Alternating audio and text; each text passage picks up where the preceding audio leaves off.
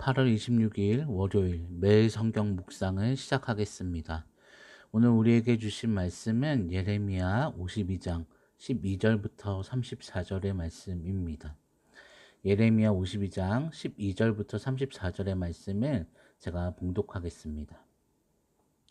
바벨론의 느부갓네살 왕의 19째 해 다섯째 달 열째 날에 바벨론 왕의 어전 사령관 느부사라단이 예루살렘에 이르러 여호와의 성전과 왕궁을 불사르고 예루살렘의 모든 집과 고관들의 집까지 불살랐으며 사령관을 따르는 갈대아 사람의 모든 군대가 예루살렘 사면 성벽을 헐었더라. 사령관 느부사라단이 백성 중 가난한 자와 성중에 남아있는 백성과 바벨론 왕에게 항복한 자와 무리의 남은 자를 사로잡아 갔고 가난한 백성은 남겨두어 포도원을 관리하는 자와 농부가 되게 하였더라. 갈대아 사람은 또 여호와의 성전에 두 녹기둥과 받침들과 여호와의 성전의 놋대야를 깨뜨려 그 놋을 바벨론으로 가져갔고 가마들과 부삽들과 부집게들과 주발들과 숟가락들과 섬길 때에 쓰는 모든 녹그릇을 다 가져갔고 사령관은 잔들과 화로들과 주발들과 솥들과 촛대들과 숟가락들과 바리들 곧 금으로 만든 물건의 금과 은으로 만든 물건의 은을 가져갔더라. 솔로몬 왕이 여호와의 성전을 위하여 만든 두 기둥과 한 바다와 그 받침 아래에 있는 12놋소 곧 이 모든 기구의 놋 무게는 헤아릴 수 없었더라. 그 기둥은 한 기둥의 높이가 18규빗이요 그 둘레는 12규빗이며 그 속이 비었고 그 두께는 네 손가락 두께이며 기둥 위에 놋머리가 있어 그 높이가 5규빗이요 머리 사면으로 돌아가며 꿈이 망사와 석류가 다 놋이며 또 다른 기둥에도 이런 모든 것과 석류가 있었더라. 그 사면에 있는 석류는 96개요 그 기둥에 둘린 그물 위에 있는 석류는 도합이 100개이었더라. 사령관이 대제사장 스라야와 부제사장 스바냐와 성전 문지기 세 사람을 사로잡고 또 성 안에서 사람을 사로잡았으니 곧 군사를 거느린 지휘관 한 사람과 또 성중에서 만난 왕의 내시 7명과 군인을 감독하는 군 지휘관의 서기관 하나와 성 안에서 만난 평민 60명이라. 사령관 누부사라단은 그들을 사로잡아 림나에 있는 바벨론의 왕에게 나아가매 바벨론의 왕의 하맛 땅 림나에서 다 쳐 죽였더라. 이와 같이 유다가 사로잡혀 본국에서 떠났더라. 느부갓네살이 사로잡아간 백성은 이러하니라. 제7년에 유다인이 3023명이요 느부갓네살의 18째 해에 예루살렘에서 사로잡아간 자가 832명이요 느부갓네살의 제23년에 사령관 느부사라단이 사로잡아간 유다 사람이 745명이니 그 총수가 4600명이더라. 유다 왕 여호야긴이 사로잡혀간 지 37년 곧 바벨론의 에윌무로닥 왕의 즉위 원년 12째 달 25째 날 그가 유다의 여호야긴 왕의 머리를 들어주었고 감옥에서 풀어주었더라.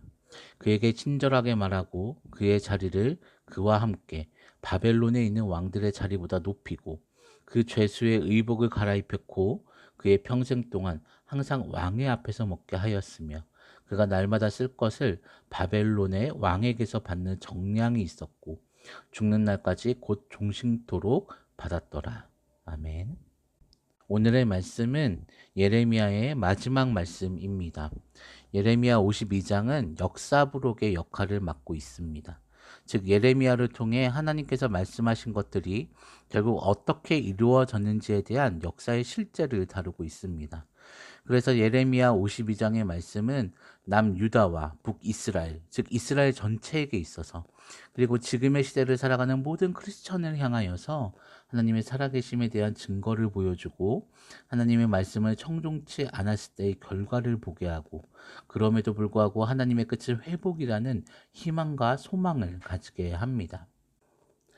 오늘의 본문의 말씀의 자세한 내용들을 살펴보자면 느부갓네살 왕의 사령관 느부사라단이 예루살렘을 침략합니다. 성전과 왕궁을 불사지르고 예루살렘의 모든 집이 불타버리고 그리고 예루살렘의 사면의 성벽을 다 헐어버렸습니다.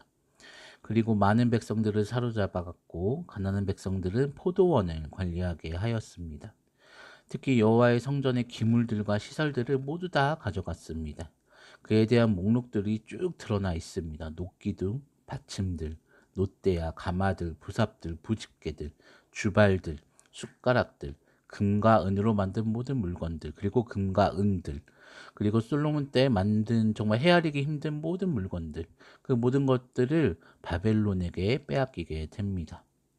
그리고 사로잡혀 간 자들 중 일부는 결국 죽음을 맞이하였고 일부는 포로로 지내게 됩니다. 특히 사령관이나 대제사장, 지휘관과 성중의 사람들은 모두 죽음을 맞이하였습니다. 그리고 그 이외에도 많은 숫자의 사람들이 포로로 잡혀가게 됩니다. 여기에서는 4,600명이라고 되어 있는데 열왕기서에서는 10,000명이라고 기록되어 있습니다. 정확히 몇 명의 사람들이 잡혀갔는지는 알 수가 없지만 중요한 것은 하나님의 말씀대로 포로로 잡혀가 바벨론 왕을 섬기게 되었다는 것입니다. 그런데 유다의 여호야긴 왕이 사로잡힌 지 37년 만에 감옥에서 풀려나는 일이 발생합니다. 느부갓네살에 이어서 에윌무로닥이라고 하는 왕이 여호야긴을 풀어준 것입니다. 그래서 이것을 통해서 회복의 틈새를 바라볼 수 있게 되었습니다. 하나님의 말씀대로 결국 고난은 끝나고 회복이 임한다는 것을 보여주는 증거가 됩니다. 지금까지의 예레미야의 말씀을 전체적으로 살펴보자면 결국 예레미야의 말씀은 한 가지의 주제를 나타냅니다. 여호와 하나님께 돌아오라 라고 하는 주제입니다. 예레미야의 전체적인 흐름은 결국 말 안 듣는 주의 백성들과 하나님 사이에 어떤 줄다리기 하는 시간이 있었고 예레미야는 그 중간에서 결국 지게 될 주의 백성, 남유다의 백성들을 향한 어떤 설득의 역할을 예레미야는 하게 됩니다. 죄악과 주변의 열강에 의해 멸망으로 치닫는 남유다. 이미 정해진 멸망에 대해 함께 슬픔을 같이 하고자 하는 예레미야. 이 모든 상황을 지켜보시며 결국 정해진 역사를 이루어 가시는 하나님. 이렇게 남유다와 하나님의 갈등, 또 남유다와 예레미야의 갈등, 그리고 예레미야와 하나님의 갈등 등 이 모든 관계들의 역사가 쓰여진 말씀이 바로 예레미야의 말씀입니다. 이 줄다리기가 이루어지는 내용을 통해 우리는 이스라엘을 향한 하나님의 진정한 마음을 알 수가 있었습니다. 그리고 예레미야에서 우리가 꼭 기억해야 할 몇 가지의 하나님의 마음들을 다시 한번 생각해 보고자 합니다. 첫째, 하나님의 뜻을 선택해야 합니다. 이미 남유다는 죄에 대한 결과로 멸망으로 치닫는 중이었습니다. 그리고 이 멸망은 이미 하나님의 말씀 가운데 정해진 것이기에 피할 수 없는 것이었습니다. 그런데 이 멸망을 피할 수 있다고 생각한 남유다는 자신들의 한계가 있는 지혜와 지식으로 이 멸망을 피해보고자 합니다. 그러나 결국 멸망은 현실로 자신들에게 다가오게 됩니다. 예레미야 묵상이 시작되어지는 7월 달에 제가 이런 말씀을 새벽기도 때 나눈 적이 있었습니다. 사람의 눈으로 볼 때 좋은 길 A와 나쁜 길 B가 있습니다. A라는 길로 향하며 엄청난 이익과 승리를 얻게 됩니다. B라는 길로 향하며 우리는 손해를 보고 실패를 경험하게 됩니다. 바보가 아닌 이상 사람이라면 A라는 길을 고르게 될 것입니다. 그런데 하나님이 B의 길로 가야 해, B가 맞아 라고 한다면 어떻게 하시겠습니까? 라고 하는 질문을 했습니다. 결국 우리는 B의 길을 골라야 합니다. 왜냐하면 사람의 눈으로는 A가 성공이고 B가 실패일지 모르나 하나님의 눈에서는 B가 회복의 길이고 A가 죽음의 길이기 때문입니다.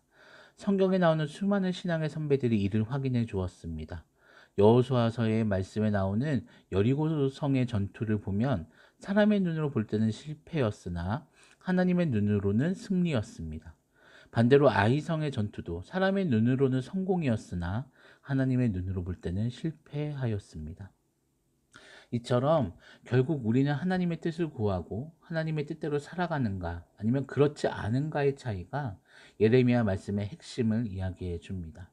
남유다의 백성은 바벨론 왕을 섬기라는 그 하나님의 말씀과 뜻을 제대로 헤아리지도 순종하지도 못했습니다. 하나님의 뜻대로 살아가고 있지 않다면 우리는 돌이켜야 합니다.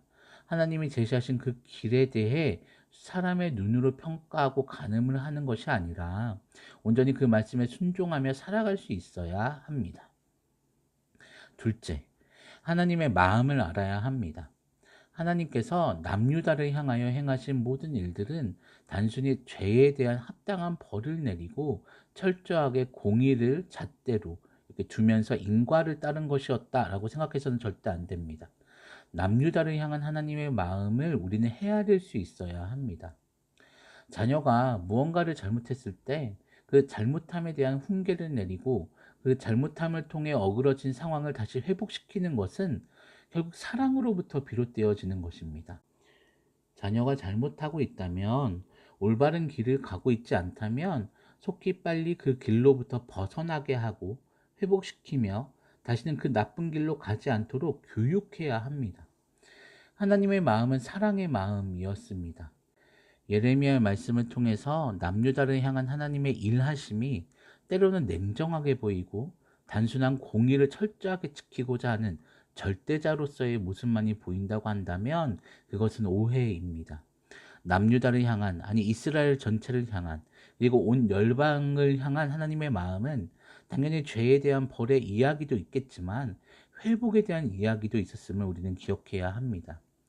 그리고 이러한 사랑의 마음을 알았을 때 우리는 하나님의 뜻을 더욱 빨리 선택하고 순종할 수 있을 것입니다. 하나님이 예배하신 길이 우리를 어렵고 힘들고 지치게 만들려고 하는 것이 아니라 결국 사랑하는 자녀를 회복시키고 더욱 행복하게 만들기 위함임을 알게 된다면 그 길이 나의 눈으로 보기에는 이해되지 않을지라도 감사함으로 걸어나갈 수 있지 않겠습니까? 그렇게 우리는 하나님의 마음을 헤아릴 수 있어야 합니다. 사랑하는 성도 여러분, 이번 예레미야 묵상을 통해서 하나님의 뜻과 그 마음을 온전히 느끼고 깨닫는 시간이 되셨기를 바랍니다. 그래서 하나님의 뜻을 구하고 그 뜻을 선택하며 그 뜻 너머에 있는 하나님의 마음을 기뻐하고 즐거워하는 우리가 되기를 바랍니다. 다 같이 기도하겠습니다. 하나님, 예레미야의 말씀을 묵상할 수 있게 해주심에 감사합니다. 하나님의 뜻에 순종하며 하나님의 마음을 헤아리는 우리 모두가 되게 하여 주시옵소서. 우리를 향하신 하나님의 예비하신 길은 행복과 기쁨이 넘치는 길임을 기억하게 하여 주시옵소서. 오늘 하루도 주님께 모든 것들을 맡겨드립니다. 은혜와 사랑을 끊임없이 부어 주시옵소서.